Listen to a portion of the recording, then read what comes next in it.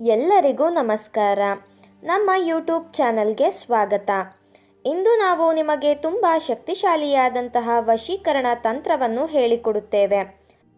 ಈ ತಂತ್ರವನ್ನು ನೀವು ಮಾಡುವುದರಿಂದ ನೀವು ಇಷ್ಟಪಟ್ಟ ಸ್ತ್ರೀ ಅಥವಾ ಪುರುಷನನ್ನು ಅಥವಾ ಯಾರೇ ಆಗಲಿ ನಿಮ್ಮ ವಶ ಮಾಡಿಕೊಳ್ಳಬಹುದು.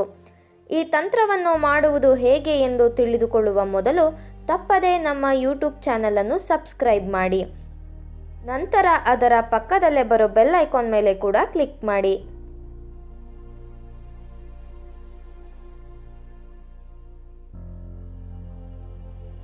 ಈ ತಂತ್ರವನ್ನು ನೀವು ಮಾಡುವುದರಿಂದ ಕೇವಲ 5 ನಿಮಿಷಗಳ ಒಳಗಾಗಿ ನೀವು ಇಷ್ಟಪಟ್ಟವರು ನಿಮ್ಮ ವಶವಾಗುತ್ತಾರೆ.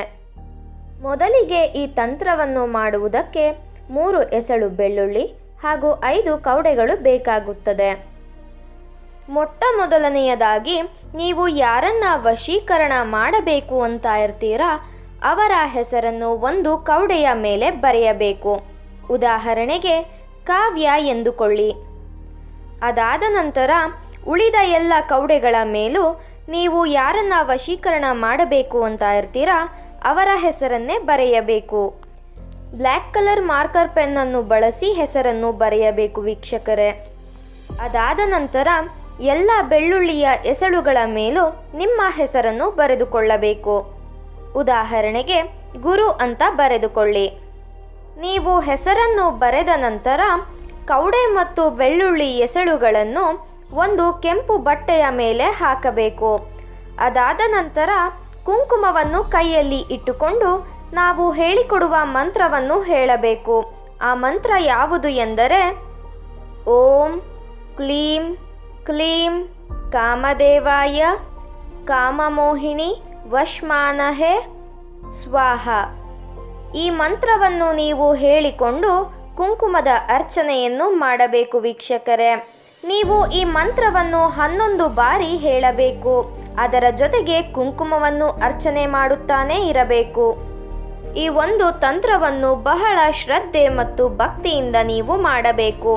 ಆಗ ಮಾತ್ರ ನೀವು ಯಾರನ್ನ ವಶ ಮಾಡಿಕೊಳ್ಳಬೇಕು ಅಂತ ಇರ್ತೀರಾ ಅವರು ವಶವಾಗುತ್ತಾರೆ. ಕುಂಕುಮವನ್ನು ಅರ್ಚಿಸುತ್ತಾ ನೀವು ವಶೀಕರಣ ಮಾಡುವವರ ಹೆಸರನ್ನು ನಿಮ್ಮ ಮನಸ್ಸಿನಲ್ಲಿಯೇ ಹೇಳಿಕೊಳ್ಳಬೇಕು. ಅದಾದ ನಂತರ ನೀವು ಕೆಂಪು ಬಟ್ಟೆಯನ್ನು ಕಟ್ಟಿ ನಿಮ್ಮ ದಿಂಬಿನ ಕೆಳಗಡೆ ಇಟ್ಟುಕೊಳ್ಳಬೇಕು. ಅದಾದ ಮರುದಿನ ಬೆಳಗ್ಗೆ ನೀವು ಆ ಕೆಂಪು ಗಂಟನ್ನು ನೀವು ಯಾರನ್ನ ವಶ ಮಾಡಿಕೊಳ್ಳಬೇಕು ಅಂತ ಇರ್ತೀರಾ ಅವರ ಮನೆ ಹತ್ತಿರ ಇರುವಂತಹ ಅರಳಿ ಕಟ್ಟೆಯ ಬುಡದಲ್ಲಿ ಇಡಬೇಕು. ಈ ರೀತಿಯಾಗಿ ನೀವು ಮಾಡುವುದರಿಂದ ಕೇವಲ 5 ನಿಮಿಷಗಳಲ್ಲಿ ನಿಮ್ಮ ವಶವಾಗಿರುತ್ತಾರೆ. ವೀಕ್ಷಕರೇ, ಇದೊಂದು ಬಹಳ ಶಕ್ತಿಶಾಲಿಯಾದಂತಹ ವಶೀಕರಣ ತಂತ್ರವಾಗಿದೆ. ದಯವಿಟ್ಟು ಇದನ್ನು ಕೆಟ್ಟದ್ದಕ್ಕೆ ಬಳಸಬೇಡಿ, ಒಳ್ಳೆಯದಕ್ಕೆ ಬಳಸಿ.